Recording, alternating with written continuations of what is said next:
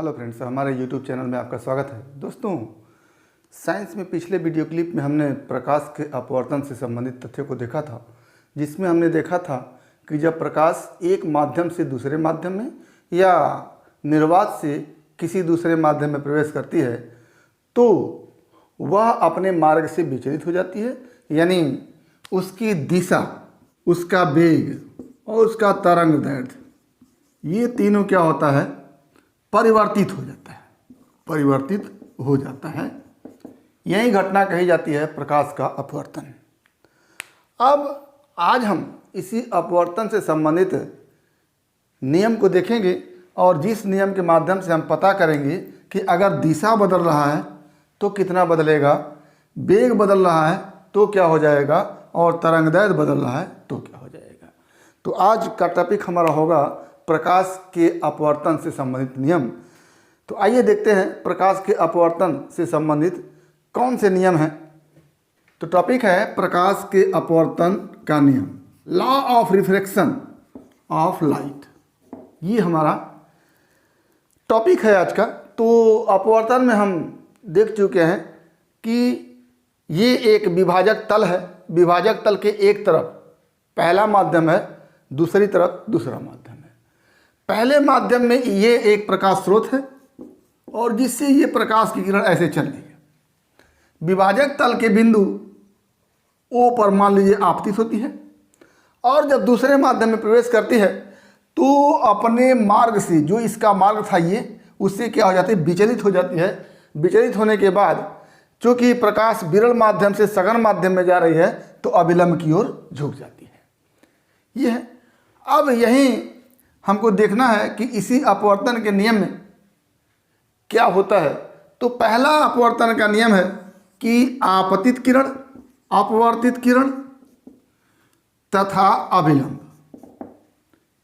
एक ही तल में होते हैं। एक ही तल में होते हैं, ये पहला नियम है। आप जब परावर्तन को पढ़े थे तो उसमें पढ़े थे कि आपतित किरण, परावर्तित किरण, यहाँ पर आप क्या पढ़े थे, परावर्तित किरण तथा अभिलंब एक ही तल में होते हैं तथा एक ही माध्यम में होते हैं या एक ही तरफ होते हैं। तो यहाँ पर एक ही तरफ नहीं होते हैं, ये पहला माध्यम है, ये दूसरा माध्यम है। तो परावर्तन में तो आपतित किरण एवं परावर्तित किरण दोनों क्या थी, एक ही माध्यम में थी और एक ही तल में भी थी। लेकिन यहाँ पर आपतित किरण एक माध्यम में है और अपवर्तित किरण दूसरे माध्यम में है, यानी एक ही ओर नहीं है लेकिन एक ही तल में है। अविलंब भी इस बोर्ड को स्पर्श करते हुए चल रहा, आपतित किरण भी इस बोर्ड को स्पर्श करते हुए चल रही है और अपवर्तित किरण भी इस बोर्ड को स्पर्श करते हुए चल रही है। तो कहा जाएगा कि आपतित किरण, अपवर्तित किरण एवं अविलंब एक ही तल में है, यानी इस बोर्ड के तल में है। ये पहला नियम हो गया। दूसरा नियम क्या है? दूसरा नियम ये बताएगा कि अगर प्रकाश की किरण अपवर्तन के पश्चात विचलित हो रही है तो कितना विचलित हो रही है। तो क्या देखेंगे, आपतन कोण की ज्या को आप साइन कहते हैं तथा अपवर्तन कोण की ज्या का अनुपात नियत होता है। क्या होता है? नियत होता है। अब यहाँ अपवर्तन के केस में आपतन कोण क्या है, आई है, ये आपतन कोण है और अपवर्तन कोण क्या है, आर है।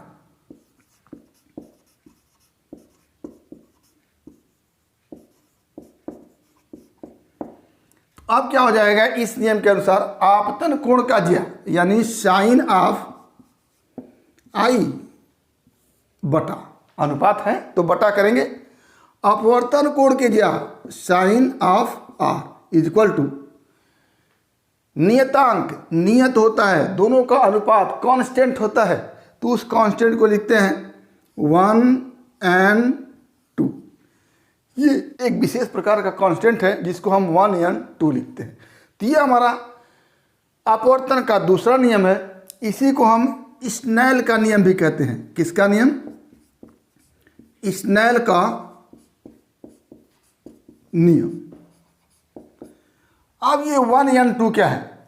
1 एंड 2 आप देख लिए हैं कि आपतन कोण के ज्या और अपवर्तन कोण के ज्या का अनुपात एक नियत होता है। तो नियत को आप लिख रहे हैं कि जहां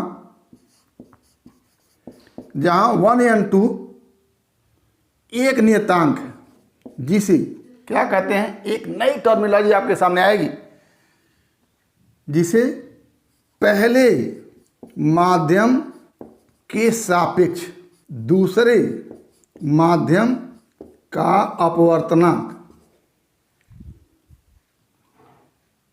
कहते हैं। यानी जहां 1 एंड 2 लिखा होगा, 1 एंड 2 जहां लिखा होगा, इसको हम क्या पढ़ेंगे? पहले माध्यम के सापेक्ष दूसरे माध्यम का अपवर्तनांक। पहले माध्यम के सापेक्ष दूसरे माध्यम का अपवर्तनांक। तो यहां से क्या हो गया कि अपवर्तन के दूसरे नियम में कि आपतन कोण की ज्या तथा अपवर्तन कोण की ज्या का अनुपात एक नियतांक होता है, एक नियत होता है, जिसको हम 1 एंड 2 लिखते हैं। यही 1 एंड 2 क्या होता है? पहले माध्यम के सापेक्ष दूसरे माध्यम का अपवर्तनांक। तो अगर कहा जाए कि सापेक्ष अपवर्तनांक क्या होता है, तो आप बता सकते हैं कि प्रकाश के अपवर्तन में आपतन कोण की ज्या और अपवर्तन कोण की ज्या का जो अनुपात होता है, उसी को सापेक्ष अपवर्तनांक कहते हैं। और वो सापेक्ष अपवर्तनांक होता है पहले माध्यम के सापेक्ष दूसरे माध्यम का अपवर्तनांक। अब अगर पहला माध्यम न हो, जैसे ये माध्यम पहला है, ये न हो, इसकी जगह क्या हो? निर्वात हो। क्या हो? निर्वात हो। तब साइन आई बटा साइन आर क्या हो जाएगा? या साइन आई और साइन आर का अनुपात क्या हो जाएगा? उसको आप कहेंगे साइन आई बटा साइन आर इक्वल टू। अब पहला माध्यम है ही नहीं, पहले तो लिखते थे 1 एंड 2, अब पहला माध्यम है ही नहीं, समाप्त हो गया। और जब पहला माध्यम नहीं है तो इस सफिक्स को लगाने का कोई मतलब नहीं होता है, तो क्या हो जाएगा? केवल ये रह जाएगा। तो इसको क्या कहते हैं? निर्वात के सापेक्ष माध्यम का अपवर्तनांक। निर्वात के सापेक्ष माध्यम का अपवर्तनांक। जब 1 एंड 2 था कहते थे पहले माध्यम के सापेक्ष, अब 1 की जगह निर्वात हो गया, कहेंगे निर्वात के सापेक्ष। दूसरे माध्यम, जब पहला माध्यम नहीं है तो एक ही माध्यम रह गया, वही सर्वे सर्वा है, तो दूसरा माध्यम न कह करके केवल क्या कहेंगे? माध्यम का अपवर्तनांक। और इसी को केवल निरपेक्ष अपवर्तनांक भी कह सकते हैं। निरपेक्ष अपवर्तनांक, निरपेक्ष अपवर्तनांक ये हो गया। तो निरपेक्ष अपवर्तनांक क्या हो गया? जब प्रकाश निर्वात से किसी माध्यम में चलती है तो ऐसी स्थिति में उसके आपतन कोण की ज्या और अपवर्तन कोण के ज्या का जो अनुपात होता है, उसे माध्यम का निरपेक्ष अपवर्तनांक कहते हैं। तो हमारे पास अपवर्तनांक 2 हो गए, पहला सापेक्ष अपवर्तनांक और दूसरा निरपेक्ष अपवर्तनांक।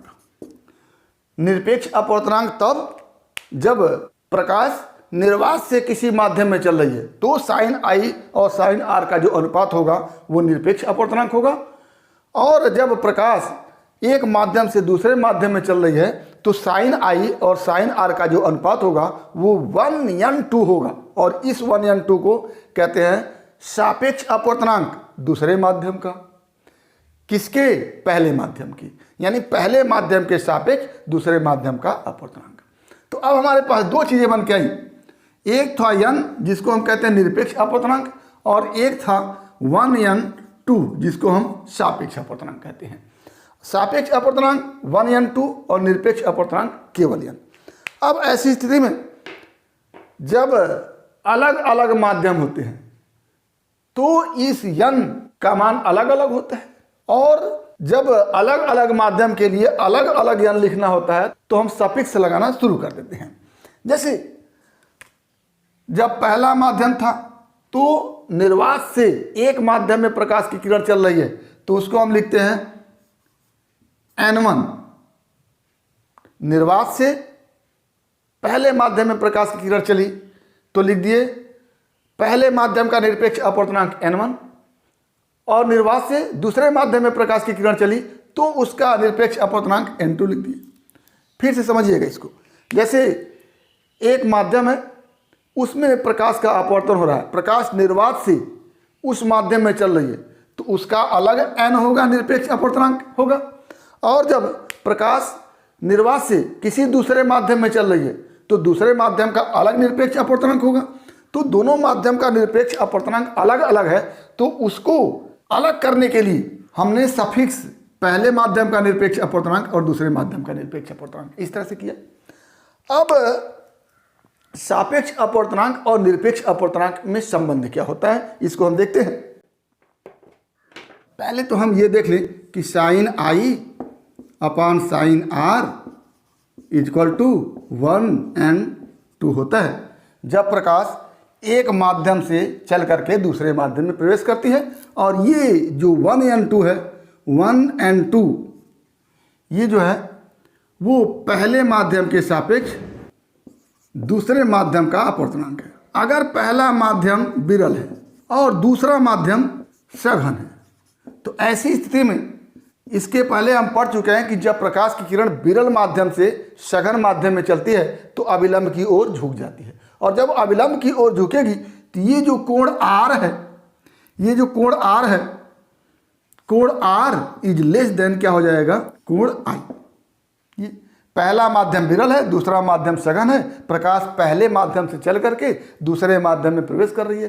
तो जब प्रकाश विरल माध्यम से सघन माध्यम में प्रवेश करती है तो अविलंब की ओर झुक जाती है, यानी I का मान ज़्यादा होता है और R का मान कम होता है। ऐसी स्थिति में sine I upon sine R equal to 1n2 लिखते हैं। सिंस क्या sine R is less than sine I, therefore sine I upon sin R is greater than 1 implies that 1 and 2 is greater than 1।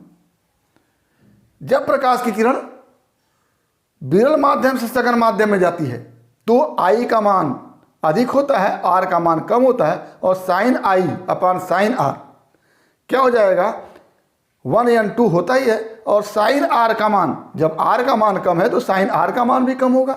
ऐसी स्थिति में sine I upon sine R जो होगा वो 1 से ज़्यादा होगा। यानी जब प्रकाश की किरण विरल माध्यम से सघन माध्यम में जाती है तो 1n2 यानी पहले माध्यम के सापेक्ष दूसरे माध्यम का अपवर्तनांक 1 से ज़्यादा होता है, दूसरी स्थिति। और जब प्रकाश पहला माध्यम क्या हो, निर्वात हो, पहला माध्यम क्या हो, निर्वात हो, और जब पहला माध्यम निर्वात होगा तो उस स्थिति में भी I का मान ज़्यादा होगा, R का मान कम होगा। क्यों? क्योंकि निर्वात अपने आप में एकदम विरल है, और उसके बाद जब प्रकाश की किरण किसी माध्यम में चलेगी तो प्रकाश की किरण अविलंब की ओर फिर झुकेगी। तो निर्वात की स्थिति में भी यही स्थिति होती है, R का मान छोटा होता है, I का मान बड़ा होता है।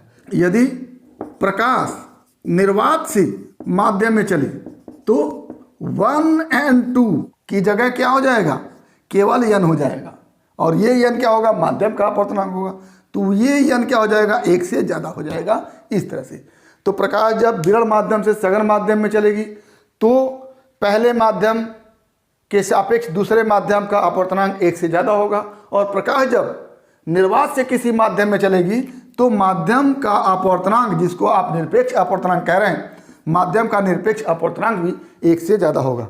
यानी एक निष्कर्ष पर पहुँचे कि माध्यम का अपवर्तनांक 1 से अधिक होता है और निर्वात का अपवर्तनांक 1 होता है।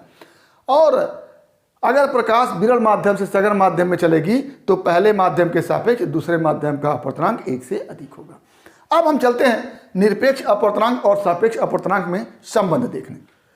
प्रकाश की किरण निर्वात से, मान लेते हैं पहले माध्यम में चली, निर्वात से किसी माध्यम में चली, तो पहला केस है निर्वात से पहले माध्यम में, तो क्या हो जाएगा, sine I upon sine R equal to n1। निर्वात से पहले माध्यम में चल रही है, अगर माध्यम एक ही होता तो केवल n लिख देते। पहला केस है कि निर्वात से पहले माध्यम में चल रही है, तो ऐसी स्थिति में निरपेक्ष अपवर्तनांक को क्या लिखेंगे, निरपेक्ष अपवर्तनांक किसका? पहले माध्यम का। और अब दूसरा केस है कि निर्वात से दूसरे माध्यम में चल रही है, तो sine I upon sine R क्या हो जाएगा? इक्वल टू दूसरे माध्यम का निरपेक्ष अपवर्तनांक, जिसको हम n तो लिखते लेकिन इससे अलग करने के लिए n2 लिख रहे हैं। ठीक, अब यहीं से ये पहले माध्यम का निरपेक्ष अपवर्तनांक n1 और ये दूसरे माध्यम का निरपेक्ष अपवर्तनांक n2। अब हम अगर तीसरा केस लें कि यदि प्रकाश पहले माध्यम से दूसरे माध्यम में चले तो क्या हो जाएगा? Sine I upon sine R equal to 1n2, और इसी को लिखते हैं n2 बटा n1। अब n2 क्या है? दूसरे माध्यम का निरपेक्ष अपवर्तनांक, और n1 क्या है? पहले माध्यम का निरपेक्ष अपवर्तनांक। तो इसी को हम लिखेंगे कि पहले माध्यम के सापेक्ष दूसरे माध्यम का अपवर्तनांक बराबर दूसरे माध्यम का निरपेक्ष अपवर्तनांक बटा पहले माध्यम का निरपेक्ष अपवर्तनांक।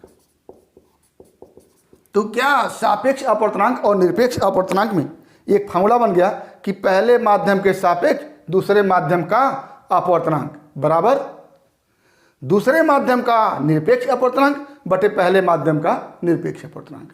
इसी को हम शॉर्ट में लिखे क्या है कि 1n2 इक्वल टू n2 बटा n1। अब यहीं से एक सवाल बन के आता है कि यदि पहले माध्यम का निरपेक्ष अपवर्तनांक 3/2 हो, पहले माध्यम का निरपेक्ष अपवर्तनांक 3/2 हो, यानी n1 इक्वल टू क्या हो गया? 3/2, और दूसरे माध्यम का निरपेक्ष अपवर्तनांक 4/3 हो। सवाल है कि यदि पहले माध्यम का निरपेक्ष अपवर्तनांक 3/2 है तथा दूसरे माध्यम का निरपेक्ष अपवर्तनांक 4/3 है, तो पहले माध्यम के सापेक्ष दूसरे माध्यम का अपवर्तनांक ज्ञात कीजिए। तो आपको क्या पूछा जा रहा है कि पहले माध्यम के सापेक्ष दूसरे माध्यम का अपवर्तनांक, ये पूछा जा रहा है। और आप क्या देखें, दूसरे माध्यम का निरपेक्ष अपवर्तनांक बटे पहले माध्यम का निरपेक्ष अपवर्तनांक, तो क्या हो जाएगा? यहाँ से 1n2 जिसको लिखते हैं पहले माध्यम के सापेक्ष दूसरे माध्यम का अपवर्तनांक इक्वल टू क्या? दूसरे माध्यम का निरपेक्ष अपवर्तनांक n2 बटे पहले माध्यम का निरपेक्ष अपवर्तनांक n1।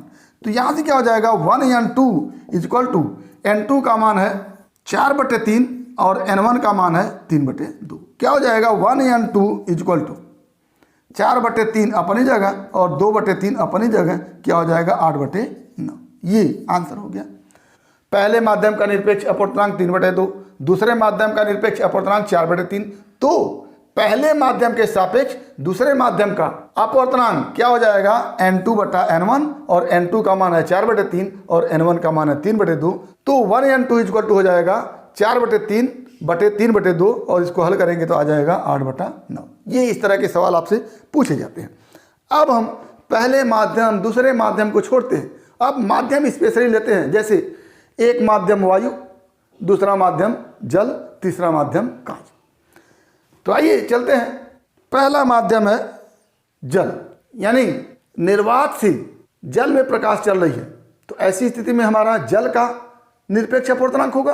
और फिर निर्वात से यदि कांच में प्रकाश की किरण चल रही है, तो ऐसी स्थिति में कांच का भी निरपेक्ष अपवर्तनांक होगा। तो यहाँ पर हम वायु और निर्वात को सामान्यतः एक ही मानते हैं। इसी में सवाल बनता है कि यहाँ पर क्या है? वायु है, और पहली स्थिति में यहाँ पर जल है।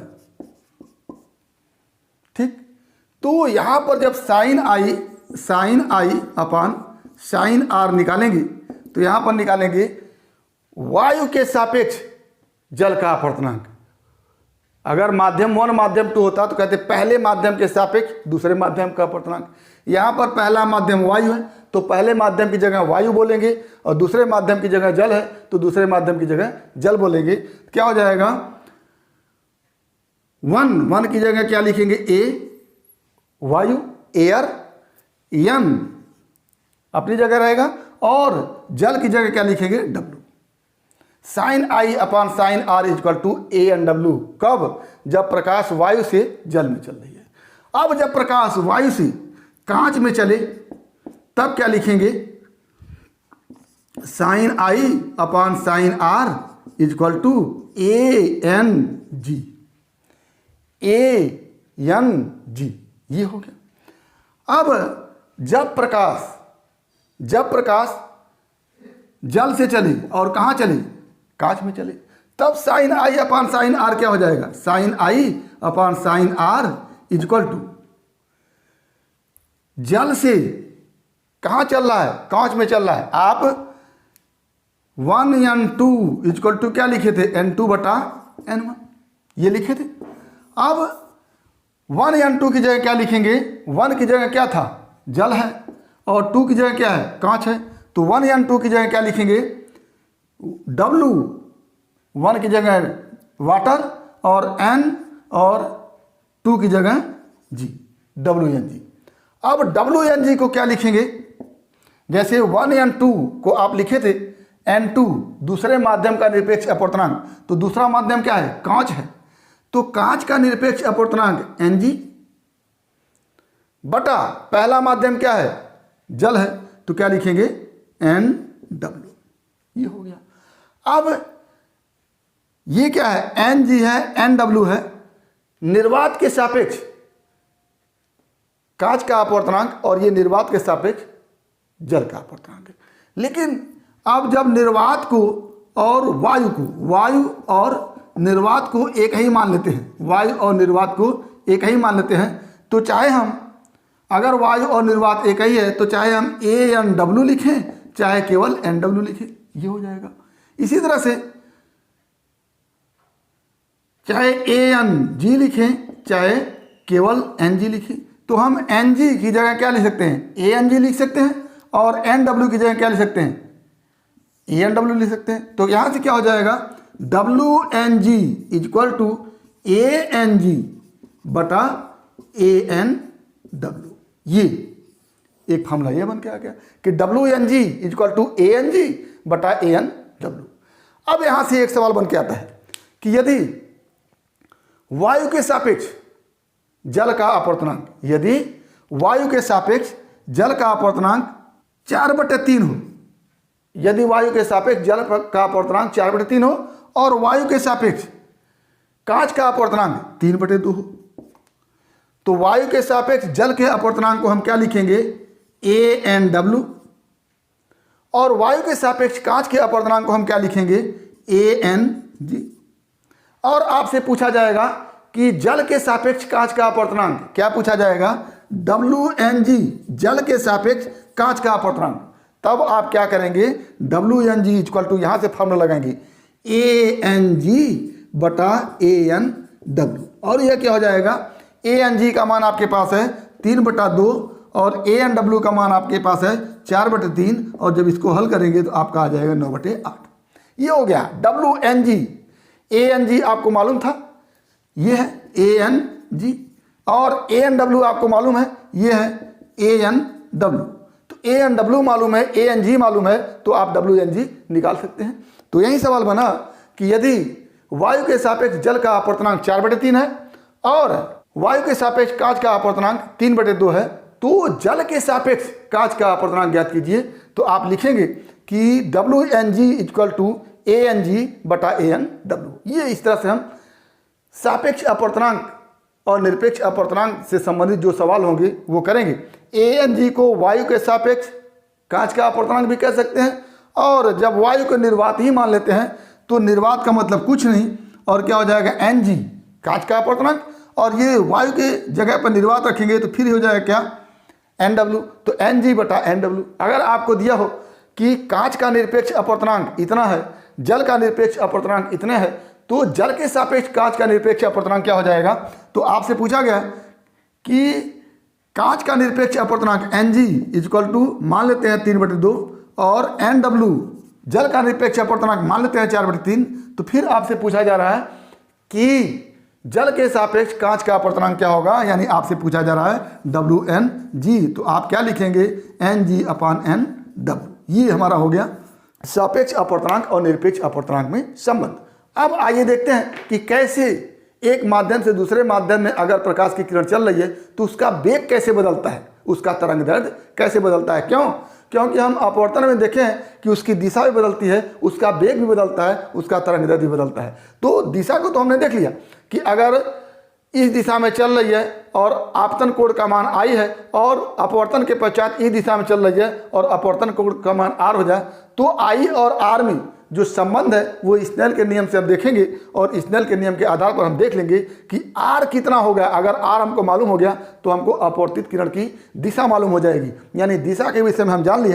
अब हम देखते हैं कि वेलोसिटी कैसे चेंज होती है एक माध्यम से दूसरे माध्यम में चलने पर। फिर प्रकाश की किरण निर्वात में चली और प्रकाश की किरण मान लेते हैं माध्यम में चली। तो अब वेग में क्या संबंध होता है, क्या लिखेंगे, माध्यम का निरपेक्ष अपवर्तनांक बराबर निरपेक्ष अपवर्तनांक कब होता है, जब प्रकाश निर्वात से किसी माध्यम में चलती है। तो ऐसी स्थिति में हो जाता है निर्वात में प्रकाश की चाल बटा माध्यम में प्रकाश की चाल।